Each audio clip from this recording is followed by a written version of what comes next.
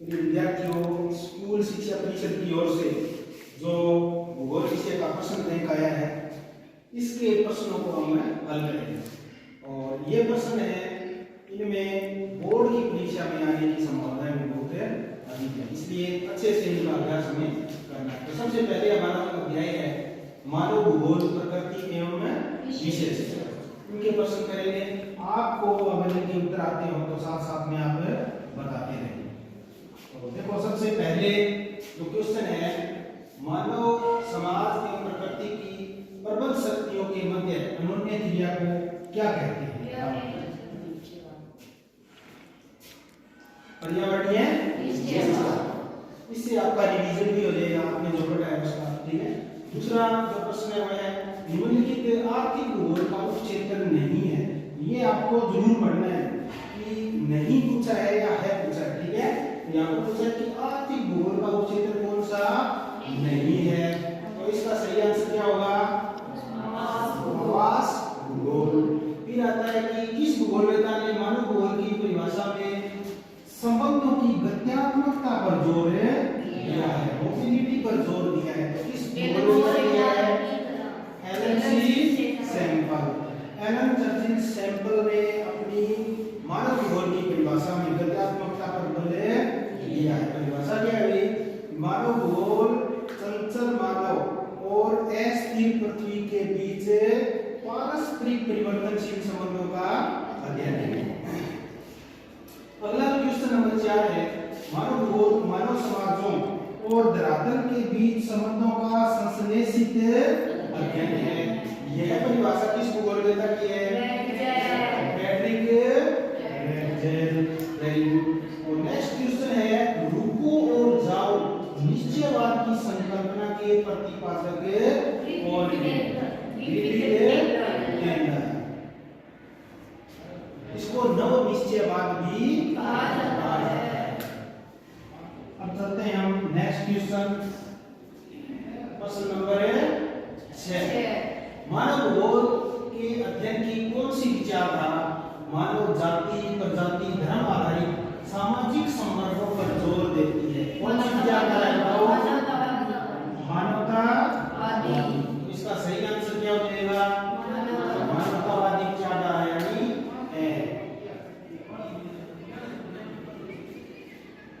अब आ जाते हैं हम अति लघुगुणात्मक प्रश्न। प्रकृति अवसर प्रदान करती है और मानव उसका उपयोग करता है। हाँ, अवसर प्रदान करती है, इसका मतलब है कि मानव उन संभावनाओं का उपयोग करता है। कौन सी विचारधारा हो गई? संभववाद। और संभववाद में किसको श्रेष्ठ माना गया है? मनुष्य को, मनुष्य की बुद्धि कौशल को श्रेष्ठ माना गया है। दूसरा क्वेश्चन है, मानव भूगोल की आमूलवादी या रेडिकल विचारधारा किस विद्वान के सिद्धांत पर इसका प्रयोग किया गया है? किस विद्वान से संबंधित है? कार्ल मार्क्स से संबंधित है। Very good. मानव के प्रकृतिकरण से आप क्या समझते हो? मनुष्य का प्रकृति के अनुसार। हाँ, मनुष्य अपने आप को प्रकृति के अनुसार ढालता है, यही मानव का प्रकृतिकरण है। मानव भूगोल में किसका अध्ययन किया जाता है? हाँ, मानव और प्रकृति के बीच संबंधों का अध्ययन किया जाता है तथा मनुष्य द्वारा प्रकृति का अपने बुद्धि कौशल से उपयोग करते हुए जिन सांस्कृतिक भूदृश्यों का निर्माण किया गया है उनका अध्ययन किया जाता है। तो किसका अध्ययन किया जाता है? सांस्कृतिक भूदृश्यों का। क्या होते हैं सांस्कृतिक भूदृश्य? ये प्रश्न आया हुआ है यहाँ पर, सांस्कृतिक भूदृश्य की रचना किस प्रकार होती है? सांस्कृतिक भूदृश्य की रचना मनुष्य के द्वारा अपने बुद्धि कौशल का उपयोग करके प्रकृति में जो भी भूदृश्य विकसित किए जाते हैं उनको सांस्कृतिक भूदृश्य कहते हैं। जैसे नगर, ग्राम और खेत, ये सारे कौन से भूदृश्य होते हैं? सांस्कृतिक भूदृश्य। नगर क्या है? सांस्कृतिक भूदृश्य है। ग्राम या गांव क्या है? सांस्कृतिक भूदृश्य है। हमारा खेत है, वो सांस्कृतिक भूदृश्य है। नहर, बांध, जो ये सभी क्या है? सांस्कृतिक भूदृश्य कहलाते हैं। ये हो गया। अब आ जाते हैं हम नेक्स्ट अगली इकाई में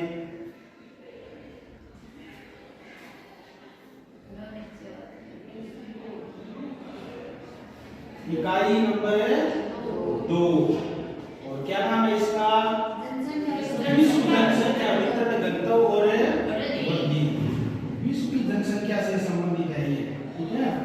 तो देखो निम्नलिखित में से किस महाद्वीप में जनसंख्या सर्वाधिक है? एशिया महाद्वीप में। तो सही आंसर क्या होगा? एशिया। Very good. सारे आंसर प्रियंका ही बता रही है, और भी बताओ, ठीक है, जिनको पता होगा वो भी बताता है। देखो निम्न में से कौन सा जनसंख्या वितरण को प्रभावित करने वाला भौगोलिक कारक है? पहले तो आपको ध्यान से प्रश्न को पढ़ना है कि पूछा क्या है, कौन सा भौगोलिक कारक नहीं है। इसका मतलब 3 कारक भौगोलिक हैं और एक नहीं है। तो देखो भूआकृति कौन सा कारक है? भौगोलिक है। जल की उपलब्धता कौन सा कारक है? भौगोलिक है। और जलवायु भी कौन सा कारक है? भौगोलिक है। तो एक कारक जो भौगोलिक कारक नहीं है वो संयुक्त क्या होगा? औद्योगिकरण। औद्योगिकरण कौन सा कारक है? आर्थिक कारक है। जनसंख्या वितरण को प्रभावित करने वाले 3 आर्थिक कारक हैं। कौन कौन से हैं बताओ? औद्योगिकरण, नगरीकरण, वेरी गुड। एक तो है नगरीकरण, दूसरा है औद्योगिकरण और तीसरा है खनन। Very good. औद्योगिकरण और खनन, तीनों याद हो गए ना? हाँ, ये वार्षिक परीक्षा में आया हुआ है बोर्ड में। फिर हम जानते हैं कि समय के 2 अंतरालों के बीच एक क्षेत्र विशेष में होने वाले जनसंख्या के परिवर्तन को क्या कहते हैं? जनसंख्या की वृद्धि कहते हैं। निम्नलिखित में से कौन सा एक विरल जनसंख्या वाला क्षेत्र नहीं है? तो ये देखो यहाँ पर विरल जनसंख्या वाला नहीं है, और सारे विरल वाले हैं। एक ऐसा है जो सभी जनसंख्या का क्षेत्र है, दक्षिण पूर्वी एशिया। आंसर होगा इसका से। अभी चलते हैं नेक्स्ट क्वेश्चन पर, और वो आता है हमारा प्रश्न नंबर 6। देखो निम्नलिखित में से कौन सा एक प्रवास का प्रतिकर्ष कारक नहीं है? कौन सा नहीं है बताओ इसमें? तो देखो प्रतिकर्ष और 2 कारक होते हैं ना प्रवास के, कौन कौन से होते हैं? प्रतिकर्ष और आकर्ष कारक।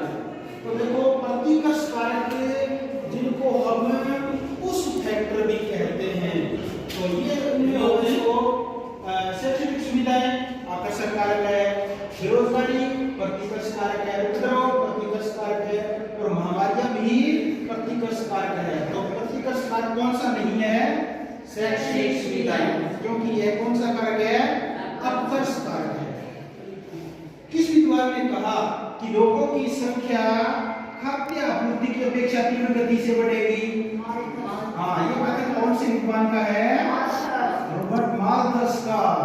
माल्थस ने कहा था कि लोगों की संख्या खाद्य आपूर्ति की अपेक्षा तीव्र गति से बढ़ेगी। फिर आ जाते हैं निम्न में से कौन सा जनसंख्या परिवर्तन का घटक नहीं है? जनसंख्या परिवर्तन के कितने घटक हैं? 3, जन्म, मृत्यु और प्रवास। तो इसमें कौन सा है? इसमें औद्योगिकरण नहीं है। नेक्स्ट है निम्न में से किस महाद्वीप की जनसंख्या सबसे कम है? सबसे कम ओशिनिया महाद्वीप, ठीक है। ओशिनिया का मतलब है ऑस्ट्रेलिया और न्यूजीलैंड, ठीक है। तो ये हो गया हमारा दूसरे अध्याय के ऑब्जेक्टिव क्वेश्चन। अब आ जाते हैं हम नेक्स्ट। अच्छा, एक क्वेश्चन और रहेगा हमारा, ठीक है। वह स्थान जहां से लोग गमन करते हैं क्या कहलाता है? 2 स्थान होते हैं ना, एक उद्गम स्थान और एक गंतव्य स्थान। तो जहां से लोग गमन करते हैं यानी जहां से जाते हैं वो कौन सा स्थान कहलाता है? उद्गम स्थान। कौन सा स्थान है? उद्गम स्थान। जैसे देखो हमारे राजस्थान से कोई व्यक्ति महाराष्ट्र जाता है तो राजस्थान उसके लिए क्या हो गया? उद्गम है स्थान। और महाराष्ट्र गए तो महाराष्ट्र कौन सा स्थान हो गया? गंतव्य स्थान। समझ में आ गया? तो जिस स्थान से मनुष्य जाता है वहां से हो गया उसका उत्प्रवास, और जहां पर जाकर रहता है वहां पर क्या हो गया? आप्रवास। तो ये भी आपको ध्यान रखना है, उत्प्रवास और आप्रवास में क्या अंतर है। अब देखो नेक्स्ट जो हमारे क्वेश्चन है, विमर्शक के अनुसार स्वर्ण नहीं वर्ण किसी देश के निवासी ही उसके वास्तविक संपत्ति है।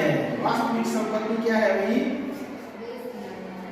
देश के नागरिक ही उसका वास्तविक धन है या वास्तविक संपत्ति है।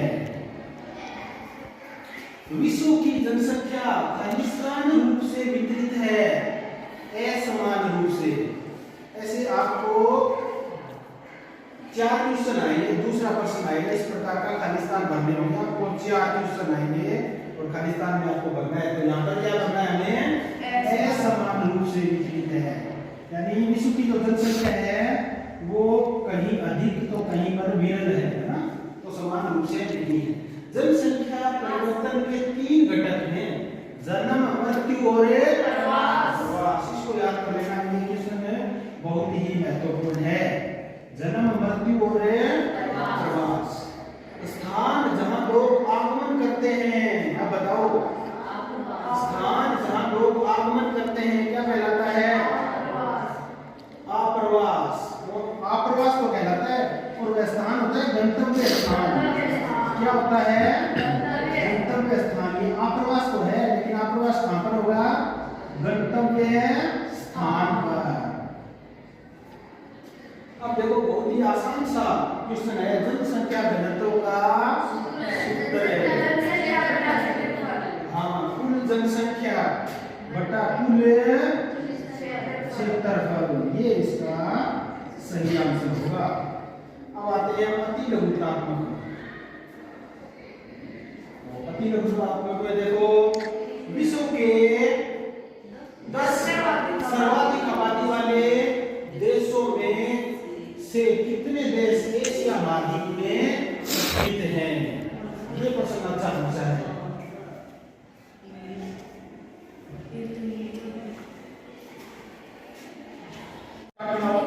च्युइंगम को चबाने के बाद शेष बचे भाग को क्या कहते हैं? चिक्कल। क्या कहते हैं? चिक्कल। जो चिपका देते हो ना दूसरों के भागों में, वो ही चिक्कल है। तो ये क्यों नहीं हो रहा?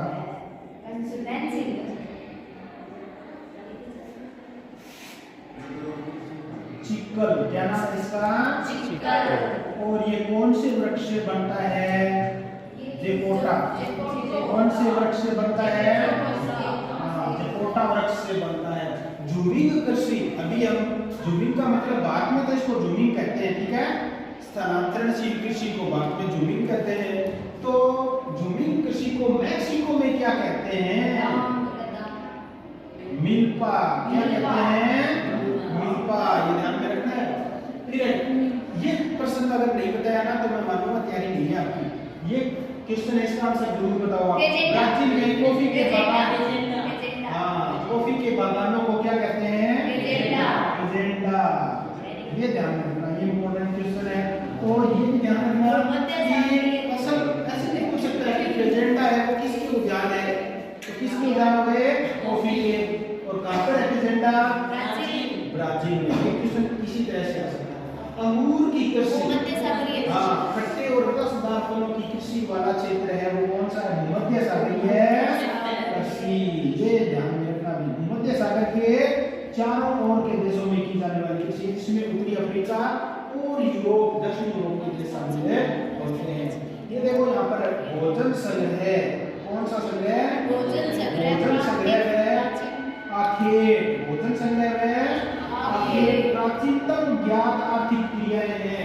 प्रश्न आ सकता है कि विश्व की 2 प्राचीनतम आर्थिक क्रियाएं कौन कौन सी है? भोजन संग्रह और आखेट। अब 2-3 क्वेश्चन हो रहे हैं, ये हम करते हैं बड़े वाले अति लघुत्तरात्मक प्रश्न।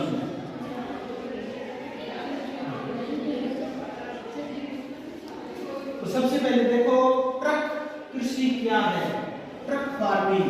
ट्रक फार्मिंग हमने पढ़ा है ना कि यूएसए अमेरिका में बड़े महानगरों के आसपास फल और सब्जियों की कृषि की जाती है, उसे हम क्या कहते हैं? ट्रक फार्मिंग कहते हैं। यानी उसमें उन सब्जियों को खेत से भर करके महानगर में ट्रकों के द्वारा लाया जाता है। तो ट्रक रात को एक मतलब खेत से उस शहर तक पहुंचने में जितनी दूरी तय करते हैं उस हिसाब से तो वो कृषि की जाती है, उसको कहते हैं ट्रक फार्मिंग। तो आपको लिखना ये है कि संयुक्त राज्य अमेरिका में बड़े महानगरों के आसपास फलों और सब्जियों की कृषि को क्या कहते हैं?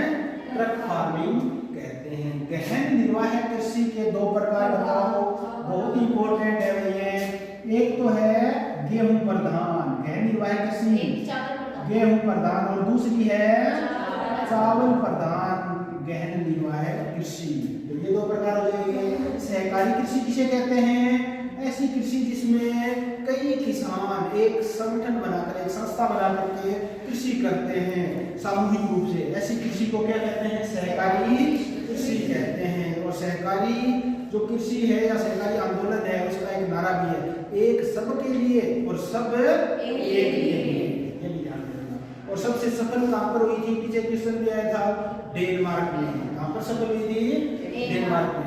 अब हमारा ये देखो बहुत इंपॉर्टेंट क्वेश्चन आया, भूमध्य सागरीय कृषि की विशेषता है। हाँ, तो भूमध्य सागरीय कृषि की सबसे बड़ी विशेषता तो है कि यहाँ पर खट्टे और रसदार फलों की कृषि की जाती है, जैसे कि नींबू, संतरा, खुबानी, अंजीर, जैतून, अंगूर आदि। ठीक है।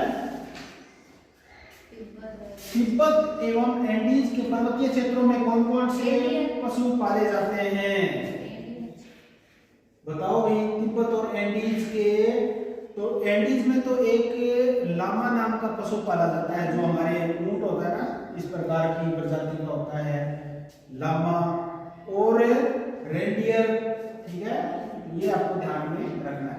ऋतु प्रवास से क्या से है बताओ? ऋतु प्रवास परिवर्तन नहीं है। ऋतु प्रवास का मतलब क्या है कि जब पहाड़ी क्षेत्रों में क्या होता है, जो भेड़ बकरी चराने वाले होते हैं ना, ये क्या करते हैं, जब पहाड़ों के ऊपर बर्फ जमती है तो ये निचली घाटियों में आ जाते हैं, और जब गर्मी आती है और पहाड़ों पर बर्फ पिघलती है तो वहां पर कुछ घास आदि हो जाती है, तो वो वापस पहाड़ों के ऊपरी भागों में चले जाते हैं। ऐसे प्रवास को ऋतु प्रवास कहते हैं। और यहाँ पर हमारे जैसे गद्दी जनजाति है वो ऋतु प्रवास के लिए प्रसिद्ध है, गद्दी और बकरवाल। ठीक है, तो ये भी ध्यान रखना। हिमालय में कौन सी प्रजातियां हैं जो ऋतु प्रवास करती हैं? गद्दी और बकरवाल। आर्थिक क्रियाओं के 4 वर्ग कौन से हैं बताओ? ये तो बिल्कुल आसान है। प्राथमिक आर्थिक क्रियाएं, द्वितीयक आर्थिक क्रियाएं, तृतीयक आर्थिक क्रियाएं और चतुर्थक आर्थिक क्रियाएं। मिश्रित कृषि की सबसे प्रमुख विशेषता क्या है? तो इसकी विशेषता है भी इसमें कृषि के साथ साथ पशुपालन भी किया जाता है। ये बहुत ही महत्वपूर्ण है, कृषि और पशुपालन दोनों। कृषि क्या है? कृषि के प्रकार बताइए। कृषि क्या है? मनुष्य के द्वारा जीविका उपार्जन के लिए जो फसल उत्पादन किया जाता है वो कृषि कहलाता है। यह प्राथमिक आर्थिक क्रिया है। ठीक है। फिर देखो डेयरी कृषि का कार्य है।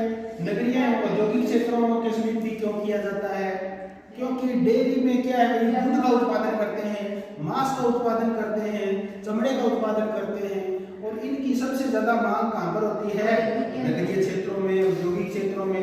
इसलिए डेयरी कृषि का जो डेयरी कृषि है वो अधिकतर नगरीय क्षेत्रों के पास ही की जाती है। रोपण कृषि की 2 विशेषताएं बताओ। रोपण कृषि में 4 फसलों के नाम बताओ। रोपण कृषि में फसलों को क्या है, रोपकर बोया जाता है। ठीक है, और विस्तृत क्षेत्र में कृषि की जाती है। ठीक है, इसमें और मुद्रादायी फसलें ही बोई जाती हैं। 4 फसलें बताओ इसकी। चाय, केला, रबड़, चावल भी इसमें आता है। ठीक है, तो ये 4 फसलें हैं। आपसे डिस्कशन नहीं करना। खनन क्या होता है बताओ? जब किसी खनिज को यांत्रिक विधि से खोदकर जमीन से हम निकालते हैं, उस प्रक्रिया को क्या कहते हैं? खनन कहते हैं। खनन को प्रभावित करने वाले कारक कौन कौन से हैं भाई?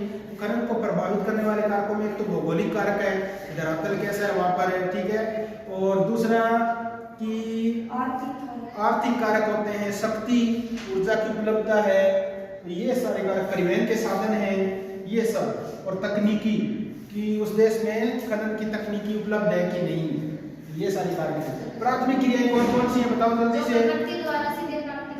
हाँ, वो प्राथमिक क्रियाएं जिनसे प्रकृति से सीधा उत्पादन प्राप्त होता है, जैसे कृषि, पशुपालन, मछली पालन, मधुमक्खी पालन, ये सारी प्राथमिक क्रियाएं हैं। जलवासी पशुचारण से क्या आशय है?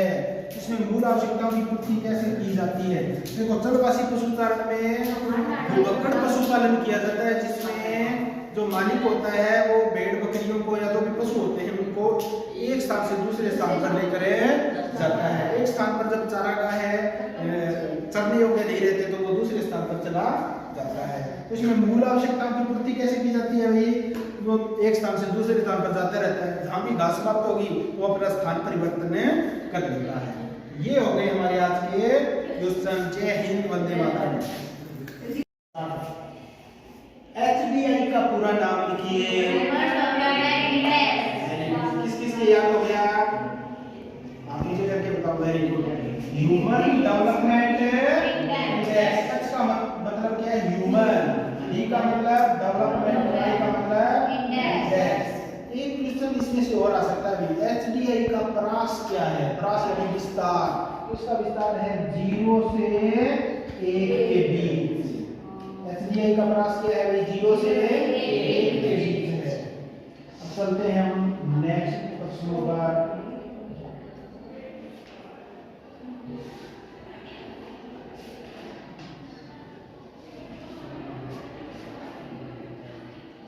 वृद्धि और विकास में अंतर स्पष्ट करो। बताओ कि वृद्धि और विकास में अभी आपको बताया था कि वृद्धि का मतलब तो होता है संख्यात्मक या मात्रात्मक परिवर्तन, ठीक है, और विकास का मतलब होता है गुणात्मक परिवर्तन। एक उदाहरण के द्वारा आप समझ सकते हैं कि जैसे कोई भी चीज बढ़ रही है, जैसे हमने पौधा लगाया, ठीक है, कोई फल का पौधा लगाया तो पौधा दिन प्रतिदिन बढ़ रहा है, ठीक है, उसकी हाइट बढ़ रही है, तो वह कौन सा परिवर्तन हो गया? संख्यात्मक परिवर्तन, ठीक है। लेकिन उसमें उन गुणों का विकास नहीं हुआ है। जैसे हमें उसमें फल लेने थे, नींबू का पौधा लगाया, नींबू उसके लगे नहीं, तो उसमें वो गुणात्मक परिवर्तन नहीं हुआ। अगर उसमें नींबू लगे तो उसमें साथ में कौन सा परिवर्तन आया है? गुणात्मक परिवर्तन। ये हम व्यक्ति के ऊपर भी ले सकते हैं कि एक व्यक्ति, बच्चा जब पैदा होता है तब से लेकर के वह बढ़ता रहता है, उसकी उम्र भी बढ़ती है, हाइट भी बढ़ती है, तो वह उसमें कौन सा परिवर्तन है? संख्यात्मक परिवर्तन, और वह वृद्धि कहलाती है। लेकिन विकास कब माना जाएगा? जब उसमें अच्छे गुण भी आ जाएंगे, उसका दिमाग ठीक से काम कर रहा है, ठीक है, उसमें सारे अच्छी आदतें भी हैं, तो वह आएगा उसका विकास। इस प्रकार जो गुणात्मक परिवर्तन होता है वो क्या कहलाता है? विकास। समझ नहीं है अभी? वृद्धि क्या होती है बताओ? Very good. और विकास गुणात्मक परिवर्तन। ये प्रश्न इंपॉर्टेंट है इसलिए मैं बता रहा हूँ आपको, ठीक है। फिर सशक्तिकरण का क्या अर्थ है और मानव विकास में इसका क्या महत्व है?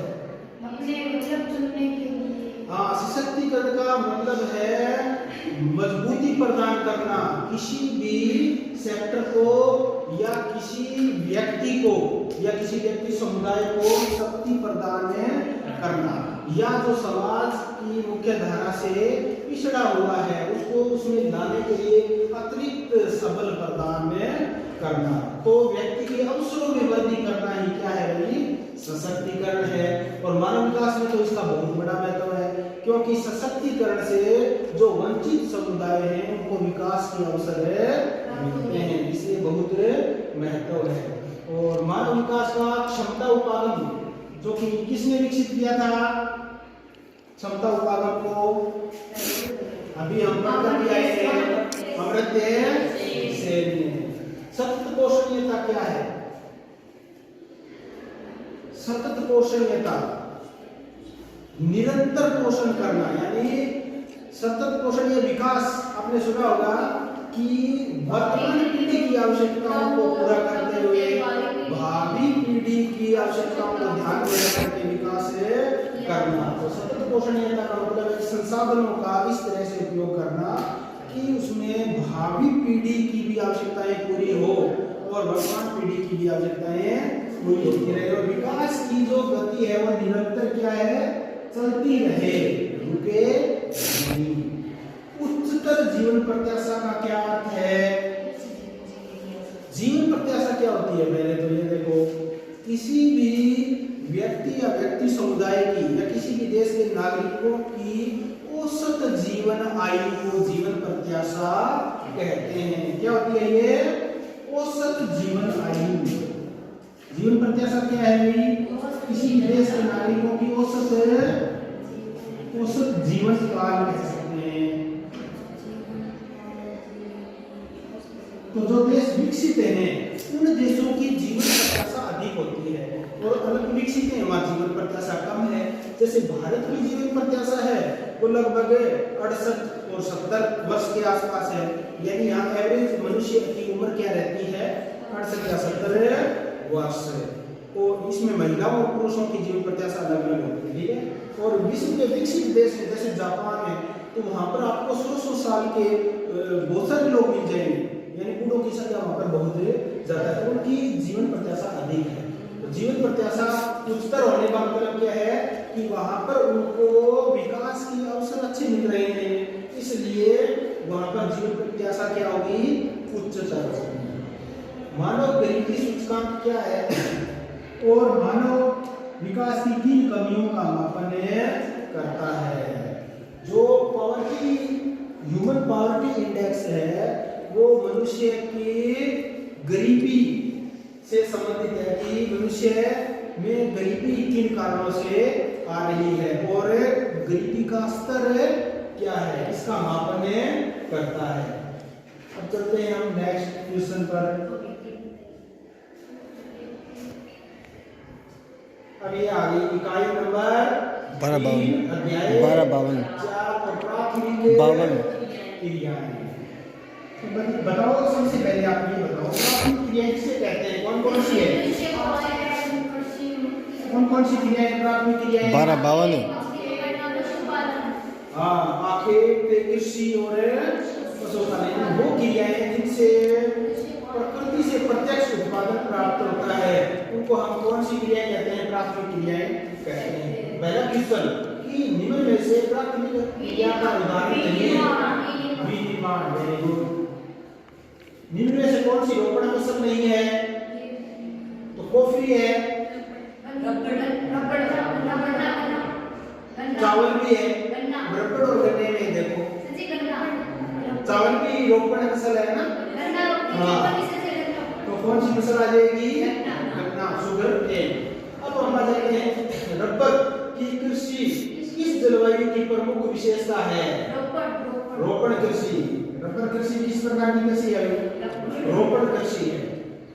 और स्थानांतरणशील कृषि को लयान कहा जाता है, ये लयान नहीं है, ये है लदान। क्या है? लदान। देखो जो स्थानांतरणशील कृषि है, आधुनिक कृषि, उसको विश्व के अलग अलग भागों में अलग अलग नामों से जाना जाता है। तो एक देश ऐसा है जहां उसको लदान कहते हैं और उसका नाम है मलेशिया और इंडोनेशिया। ब्राजील में कहते हैं रोका। ब्राजील में क्या कहते हैं इसको? रोका। इसी कृषि को ब्राजील में क्या कहते हैं? रोका। मैक्सिको में कहते हैं मिल्पा। क्या कहते हैं? मिल्पा। और भारत में कहते हैं जुमीन। क्या कहते हैं? जुमीन। तो ये नाम आपको याद में रखना है। इंडोनेशिया में लदान। नेक्स्ट क्वेश्चन, निम्न में से कौन सी गहन निर्वाह कृषि की मुख्य फसल है? गहन निर्वाह कृषि की फसल कौन सी है? बहुत ही अच्छा प्रश्न है और सही आंसर होगा चावल। चावल की कृषि मानसूनी जो एशिया है, दक्षिण पूर्वी एशिया, गहन निर्वाह कृषि के रूप में की जाती है। सहकारी कृषि को सबसे अधिक सफलता किस देश में मिली? डेनमार्क में। कहां पर मिली? डेनमार्क। डेनमार्क में। सहकारी आंदोलन सबसे ज्यादा सफल रहा। निम्न में से कौन सा शीतोष्ण घास का मैदान नहीं है? बताओ, शीतोष्ण घास का मैदान नहीं है। सवाना। क्या है उत्तर? क्योंकि यह उष्ण कटिबंधीय है। उष्ण कटिबंधीय घास का मैदान है सवाना। बाकी पंपाल, डाउन्स और वेल्स ये कौन से घास के मैदान है भाई? शीतोष्ण कटिबंधीय घास के मैदान है। याद रखना ध्यान से, ठीक है? तो ये है। रूस में सामूहिक कृषि को क्या कहा जाता है? कोलखोज। वेरी गुड, ये तो बहुत इंपॉर्टेंट है। सामूहिक कृषि को ऐसे भी पूछ सकता है कि सामूहिक कृषि को कोलखोज किस देश में कहते हैं? हाँ, तो आपको क्या करना है? उत्तर रूस। ये याद रखना है। रूस ना नहीं है आपको, ठीक है? याद करते हैं।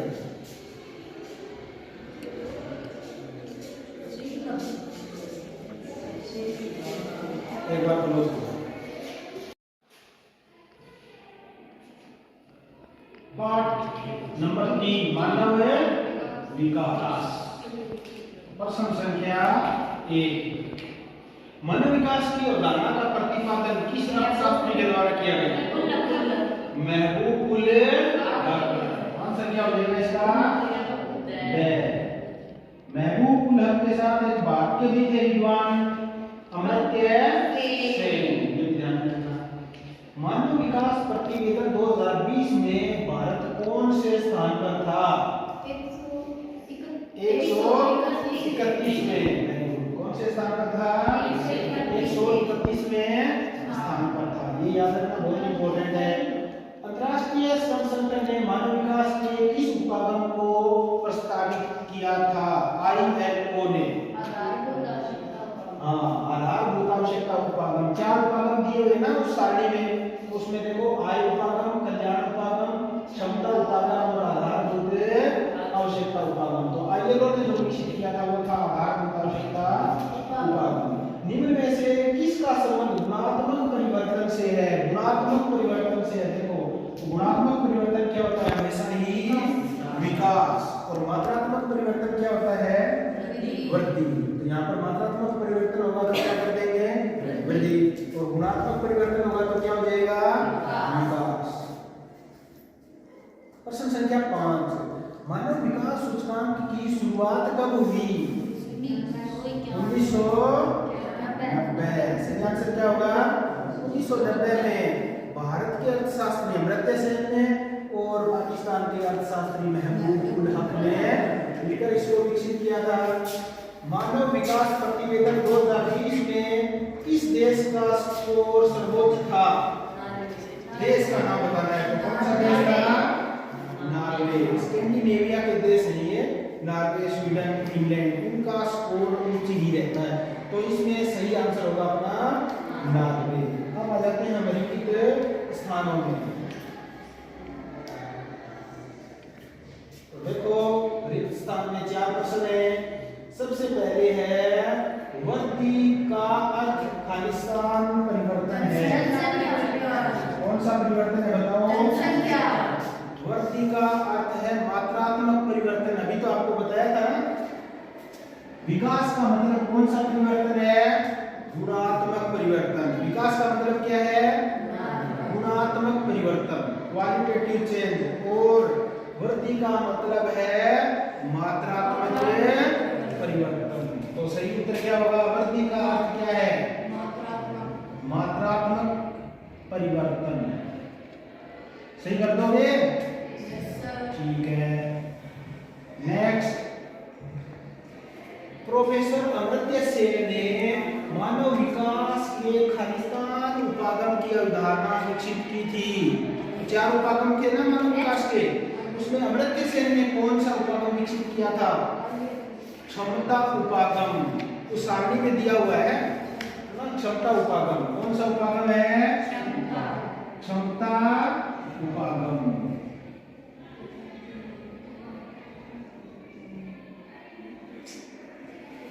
अब हम आ जाते हैं कि मानव विकास के सबसे पुराने उपागमों में से एक है। कौन सा उपागम है 4 उपागमों में?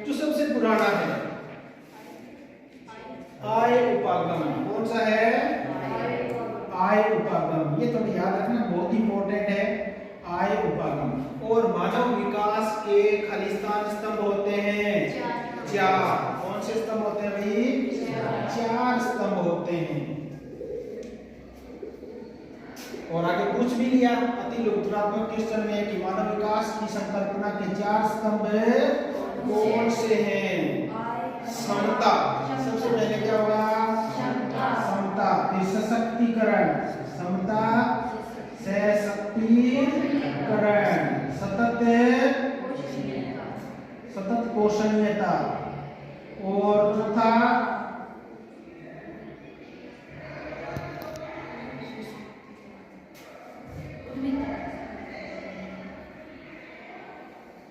समता, सशक्तिकरण, सतत पोषणीयता। ये आपको ध्यान में रखना है। एक स्तंभ और कौन सा रह गया? उत्पादकता। Very good. किसने बताया भाई? शाबाश, बहुत अच्छा सरिता। तो चार स्तंभ है, समता, सशक्तिकरण, सतत पोषणीयता और उत्पादकता। ध्यान में रखना। मानव विकास से क्या अभिप्राय है? मानव विकास किसे कहते हैं?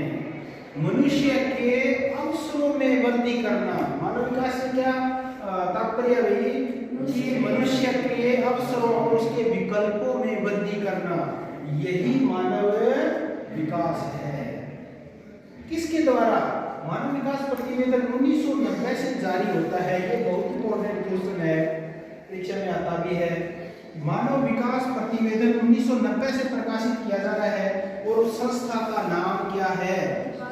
यूएनडीपी। क्या नाम है? यूएनडीपी के द्वारा मानव विकास सूचकांक जारी किया जाता है। अब यूएनडीपी की फुल फॉर्म आपको पता होनी चाहिए। प्रोग्राम, ठीक है? यूनाइटेड नेशन डेवलपमेंट प्रोग्राम, संयुक्त राष्ट्र विकास कार्यक्रम, ठीक है? हिंदी में भी आप लिख सकते हैं। मानव विकास के कोई 3 उपागम लिखो। अभी आपको एक चीज क्लियर रखनी है, 4 ही स्तंभ हैं और 4 ही उपागम हैं। तो आप मिक्स मत कर देना कि उपागम को लिख दोगे स्तंभ में और स्तंभ को लिख दोगे उपागम में, ऐसे नहीं। स्तंभ कौन कौन से हैं? समता, सशक्तिकरण, सतत पोषणीयता और